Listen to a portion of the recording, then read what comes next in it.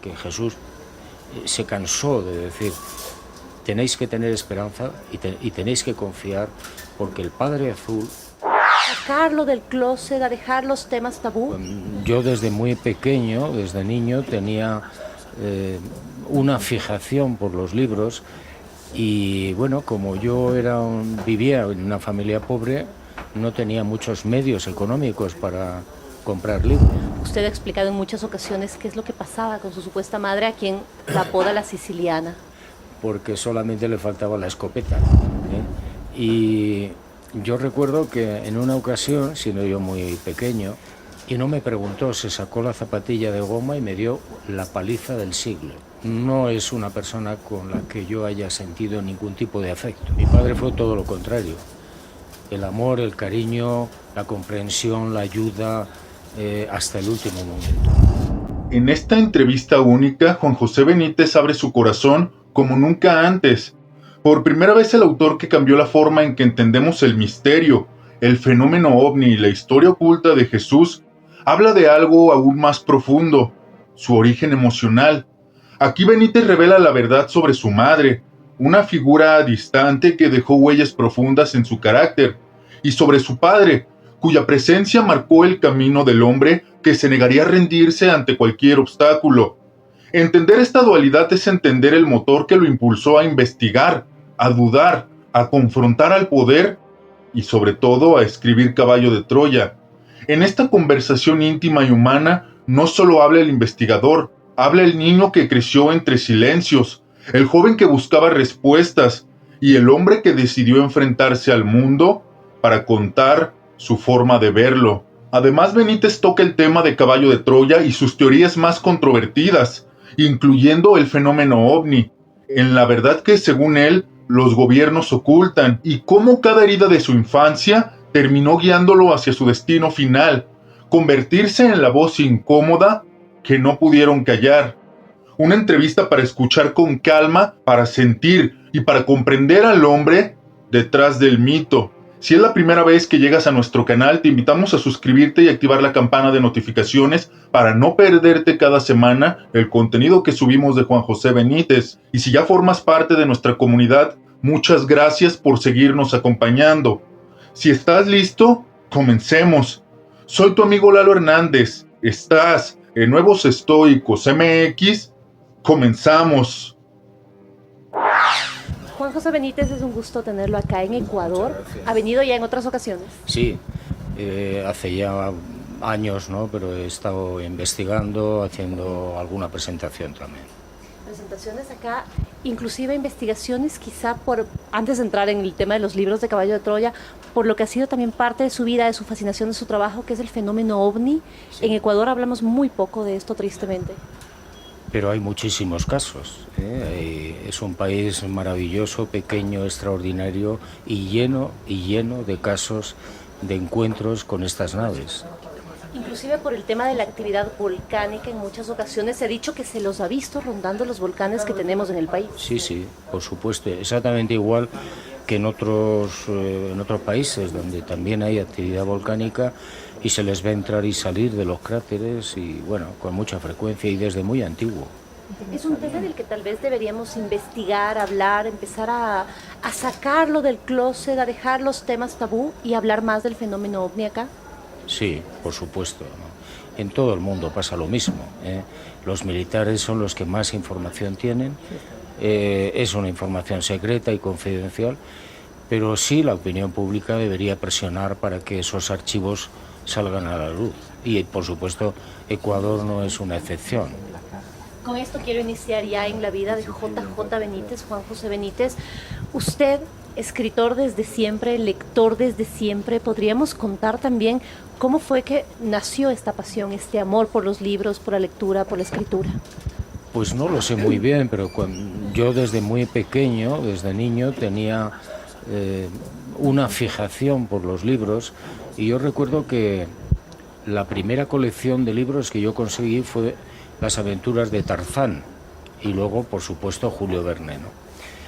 Y bueno, como yo vivía en una familia pobre, no tenía muchos medios económicos para comprar libros, ¿no? Y recuerdo que al principio yo, cuando mi madre, mi supuesta madre, me mandaba a hacer recados, yo les sisaba algo, ¿eh? Y con eso empecé a comprar libros. Este tema de la supuesta madre siempre ha llamado la atención porque uno entendería que una madre es quien da amor. Usted ha explicado en muchas ocasiones qué es lo que pasaba con su supuesta madre, a quien la apoda la siciliana. Pues hombre, le llamo la siciliana porque solamente le faltaba la escopeta, ¿eh? Y yo recuerdo que en una ocasión, siendo yo muy pequeño, me descubrió.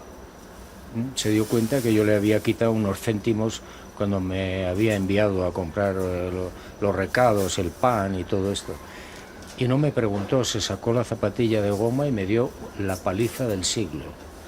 Y a partir de ahí recibí muchas palizas. Entonces, no es una persona con la que yo haya sentido ningún tipo de afecto. Juan José, contrasta ella con su padre. ¿Qué significó su padre para usted? Mi padre fue todo lo contrario. El amor, el cariño, la comprensión, la ayuda, hasta el último momento. ¿Él fue parte de la guía dentro de este mundo, de los libros, de las letras, de la escritura? Bueno, yo no sé si otros escritores han tenido las mismas circunstancias, ¿no? Algunos sí, por supuesto, ¿no?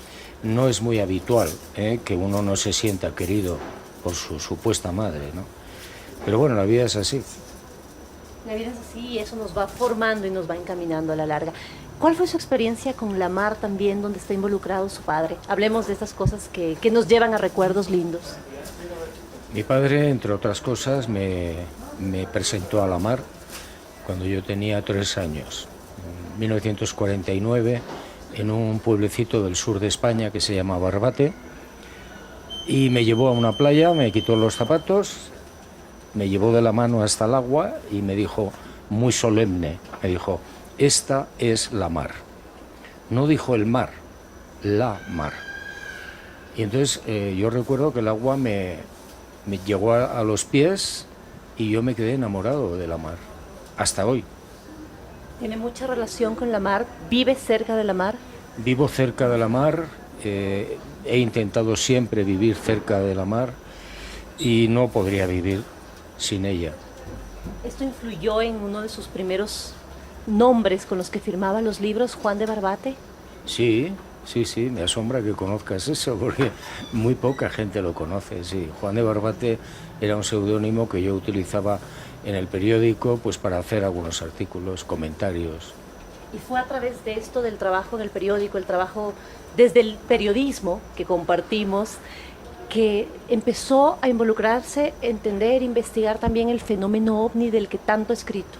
Sí, yo estaba en ese momento, año 72, en un periódico en España que se llamaba La Gaceta del Norte, en el País Vasco, y recuerdo que un redactor jefe que se llamaba Alfonso Ventura, en aquella época funcionábamos con teletipos, y entonces había arrancado un trozo de teletipo, me lo llevó a la mesa y me dijo, mira a ver qué es esto. Leí el teletipo y decía que en un pueblico de la provincia de Burgos, en España, pues un objeto no identificado lo habían visto, y me fui para allá. Era la primera vez que yo me enfrentaba al tema ovni, no sabía absolutamente nada, y hablé con la gente, con los vecinos. Efectivamente, un objeto alargado, silencioso, muy luminoso, se había colocado sobre la escuela del pueblo. Y claro, yo me quedé muy sorprendido porque aquella gente no mentía. Otra cuestión es qué era ese objeto alargado, ¿no? Por deducción, no era un helicóptero, no podía ser un avión, no podía ser un globo. Y ahí empecé yo a interesarme por el tema por pura curiosidad. Después vino toda la investigación en torno a lo que significaba el fenómeno ovni.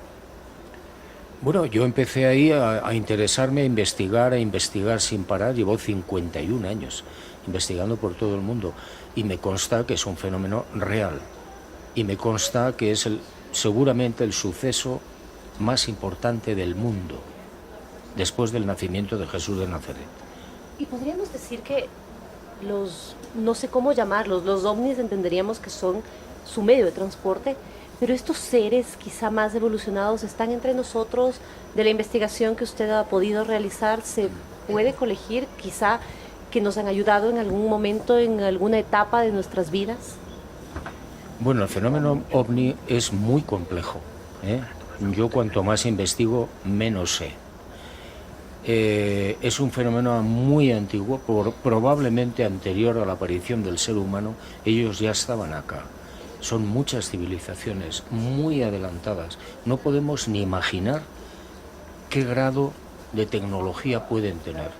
Es como si nosotros intentáramos explicarle a Cristóbal Colón qué es un aparato de televisión, qué es una cámara de televisión. No lo entendería, sería muy complicado. Y decirle que de España a la República Dominicana se tarda 8 horas y media por el aire, todavía lo entenderían menos. Entonces es lo mismo que está pasando con el fenómeno ovni.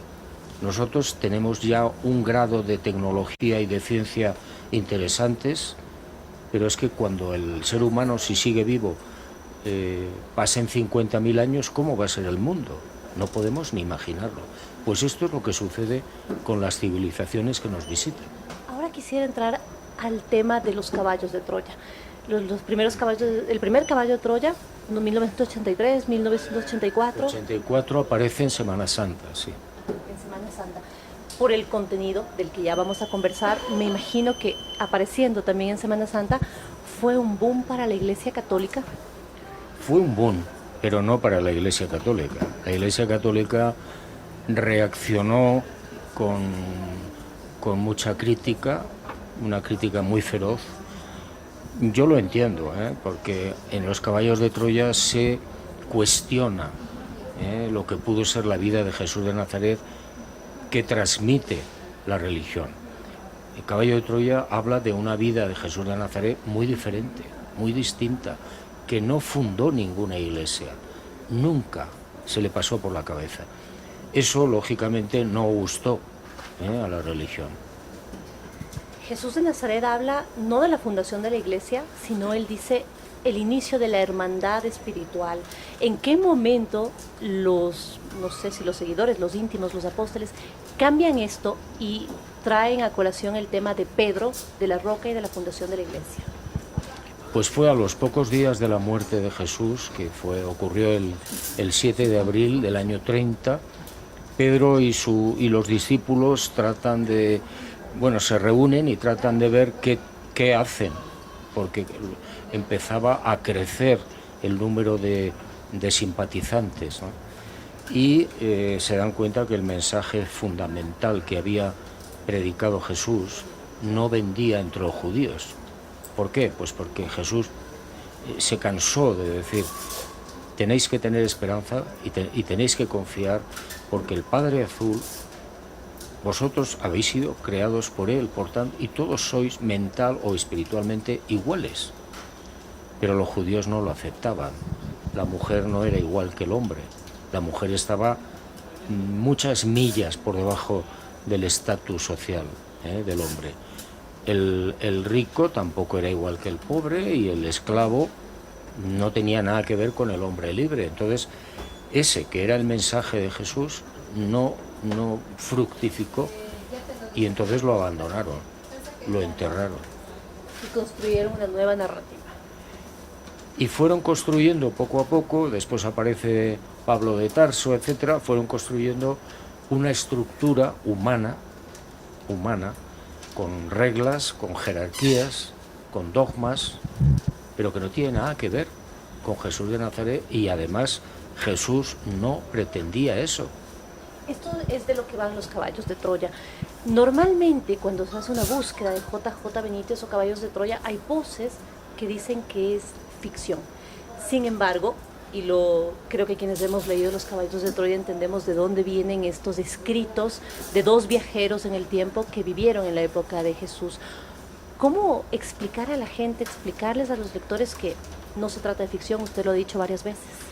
Bueno, yo ya después de casi 40 años de la publicación del primer caballo, ya no me molesto siquiera en convencer a nadie de nada.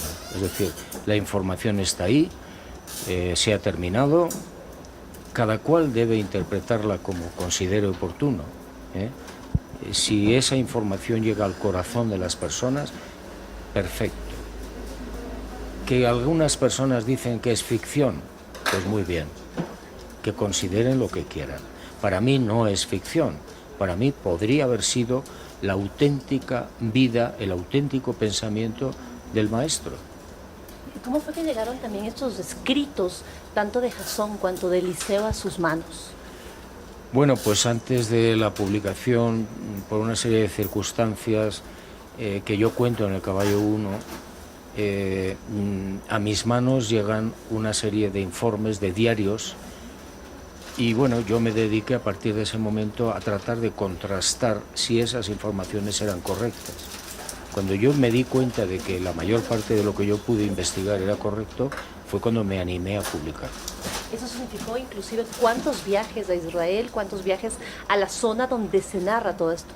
Pues yo creo recordar que en aquella época yo viajé a Israel y Jordania unas 15 veces y visité a muchos científicos, pregunté si tal cosa podía ser verdad, si tal información sobre botánica era cierto, sobre las leyes judías, sobre química, sobre física, y todo era en principio correcto. Esto además de ser probablemente son letras, son frases, son palabras que pueden impactar a ciertos creyentes, pero sobre todo hay un mensaje claro que es ¿cuál? Es el tema que predicaba en ese momento Jesús de Nazaret con respecto al Padre Azul, como él mismo lo denomina. Sí, yo creo que Jesús, que no vino a redimir a nadie, porque no tenemos nadie de los que conocemos, somos responsables de los pecados de mi abuelo o de tu abuelo. Eso es absurdo. Jesús vino a traer la esperanza. Es decir, mira, aquella sociedad estaba tan perdida como la nuestra. No sabían qué iba a pasar.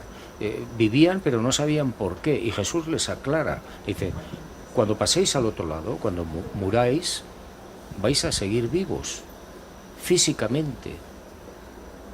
Y esa fue una de las razones fundamentales por las que él se deja ver después de muerto.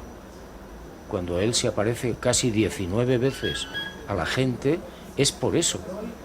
Y les dice, cuando paséis al otro lado, tendréis un cuerpo como este. Ese fue el mensaje fundamental y, por supuesto, decirle a la gente que tuviera esperanza porque todos somos inmortales. El ser humano nace, vive una experiencia, vive una aventura aquí y luego sigue. Juan José, con el número 12, con el Caballo de Troya 12, Belén, que fue el último que se publicó, termina esto. Sí, termina. Lo que es la saga de Caballo de Troya termina, no hay más información. Bueno, han sido 7.044 páginas para contar la infancia, la juventud y sobre todo la vida pública del maestro. Yo creo que, bueno, mi trabajo está terminado. El libro número 12 completa un libro anterior, pero por ejemplo, si nos retrotraemos al libro 11, al final, cuando ya Eliseo deja al maestro poco tiempo antes de que lo maten, nos da a entender que finalmente no se cumplió con uno de los objetivos del Caballo de Troya, de la misión, que era clonarlo. ¿Qué pasó después? ¿Qué es lo que contaron quienes escribieron estas vivencias? Pues lo que tú estás comentando, que no llegaron a ese objetivo de clonar a Jesús de Nazaret, que era uno de los objetivos básicos de la operación. Pero bueno, la gente que lea Caballo de Troya se dará cuenta de por qué fracasaron. Pues sigo investigando sobre todo dos grandes frentes para mí, que es el fenómeno OVNI, que es muy complejo, y el de la vida después de la muerte, que a mí me parece súper importante, súper interesante. Sigo interrogando a personas en todo el mundo, me siguen contando casos de gente que ha visto, que ha hablado, que ha conversado con personas muertas, y que siempre o casi siempre les dicen lo mismo: estoy bien, no llores, no te preocupes, estoy bien. Y les transmiten la necesidad de que sigan viviendo, que sigan experimentando en la materia, pero que sepan que después van a seguir vivos. Era lo que el mensaje de Jesús también. Claro, uno de los mensajes más importantes, ¿no? Es decir, tenéis que ser optimistas. A pesar de que no veas más que oscuridad en el mundo, errores, problemas, injusticias, esto se acaba. Juan José, hay una duda que a mí sí me queda y es, por ejemplo, durante los escritos del Caballo de Troya se menciona mucho Gog, inclusive en los diarios de Jasón. Él alcanza a ver escritos en la caja fuerte del general que hacían referencia a Gog, y usted escribió el libro sobre Gog, este meteorito que tendría fecha de llegada a la Tierra. ¿Sobre esto hay algo más que decir también? No, yo creo que está todo prácticamente dicho. Es decir, si eso fuera verdad, que no lo sé, tengo mis dudas, y ojalá esté equivocado. Ojalá me equivoque y Gog no llegue nunca. Pero si llegara, la humanidad se enfrentaría a una de las grandes catástrofes de la historia, porque ese meteorito de unos 28 kilómetros de longitud caería en el Océano Atlántico, muy cerca de las Bermudas, y provocaría en 24 o 48 horas alrededor de 1.200 millones de muertos. Y una oscuridad a consecuencia de las erupciones volcánicas de unos 8 o 9 años, con lo cual iríamos al caos, bajarían las temperaturas, no habría agricultura, no habría ganadería, no habría autoridad, no habría comunicaciones, no habría teléfonos, no habría gasolina, no habría electricidad. Ojalá esté equivocado. Esperamos que sí. Juan José, muchísimas gracias, y me imagino que después de todo el aprendizaje, sin miedo a la muerte y a lo que haya más allá, hay Juan José para rato y libros para rato. Bueno, no sé si habrá para rato. Yo creo haber cumplido mi trabajo, mi misión. Quedan algunos flecos, investigaciones, y por supuesto no tengo ningún miedo a la muerte. Hombre, me da miedo la forma de morir. No es lo mismo que te caigas de un 14 piso que morir en la cama, ¿no? Pero lo que es el hecho físico de la muerte no me da miedo. Yo sé que es como apagar la luz. Muchísimas gracias por tu tiempo. Gracias. ¿Y a ti qué te pareció este viaje? Porque lo que acabamos de ver no es cualquier entrevista, es Juan José Benítez abriéndose como pocas veces lo ha hecho, hablando de su infancia, de la disciplina férrea de su padre y de la sensibilidad de su madre, y de cómo estas dos fuerzas lo moldearon hasta convertirlo en el tipo de investigador que nunca se rinde, que nunca acepta un no se puede, y que lleva más de 50 años pateando archivos militares, bases aéreas, desiertos, bibliotecas, monasterios. Pero aquí lo más interesante es de que a pesar de que Juan José Benítez ha vendido más de 9 millones de libros alrededor del mundo, sigue siendo una figura incómoda para la Iglesia, que nunca digirió bien Caballo de Troya, ya que ésta cuestiona la narrativa oficial sobre Jesús. Incómodo también para varios gobiernos, incluido el español, que han tenido que admitir que Benítez tenía razón en algunos documentos desclasificados sobre fenómenos aéreos anómalos. También es incómoda para aquellos que todavía creen que el fenómeno ovni es un juego de aficionados. Y aquí es donde entra la verdadera duda. ¿De verdad todo esto es ficción? ¿De verdad este hombre que ha investigado en campo más que muchos periodistas juntos solo está imaginando? ¿O será que por eso mismo le han cerrado las puertas y lo han ridiculizado y lo han llamado hasta peligroso? Porque, ojo, los militares del mundo no ocultan por casualidad, y lo sabemos. Cuando una figura molesta, la apagan. Cuando alguien hace demasiadas preguntas, lo intentan desacreditar. Y aún así Juan José Benítez continúa hablando. Y lo que expuso hoy es lo que justamente nadie quiere que se toque. Los secretos de un Jesús histórico, la posibilidad de visitas no humanas, los mensajes enterrados por intereses religiosos y ese patrón repetitivo de encubrimientos que tanto le molestan a los gobiernos cuando alguien los hace públicos.